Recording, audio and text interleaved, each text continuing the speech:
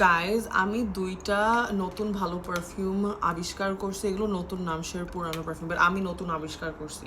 ওই দিন আমি এলেতে রাস্তার দোকানে গেছি, লাইক একটা ফুটপাতের দোকান, আর আমি ওখানে পারফিউম শুকলাম, দিস ওয়ান, কাপ কেকের মতো দেখতে। আমি মনে করলাম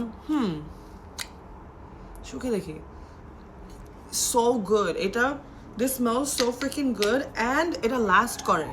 আমার আমার গায়ে, লাইক আমার জামা কাপড়ের মধ্যে এটা 2-3 দিন ধরে গন্ধ, এটার গন্ধ এখনো আছে আমার জামা কাপড়ে, 2-3 দিন ধরে এটার গন্ধ, ইট last.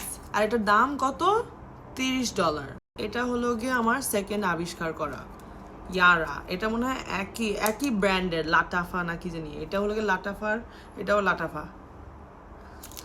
Bro, this smells so freaking good too, আর এটাও লাস্ট করে, আর এটাও just $30। Are you kidding me?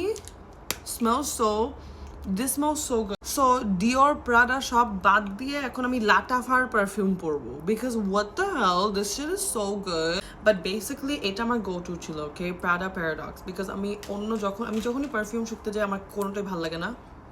এটাই হলো কি আমার সবচেয়ে বেশি ভালো লাগছে until today, right? তারপর আমি চিন্তা করছি যে এটার দাম হলো কি $168, $168। অ্যান্ড যখন পারফিউম দেখতে যাই বেশিরভাগ পারফিউমের দাম is like $150, like what the fuck.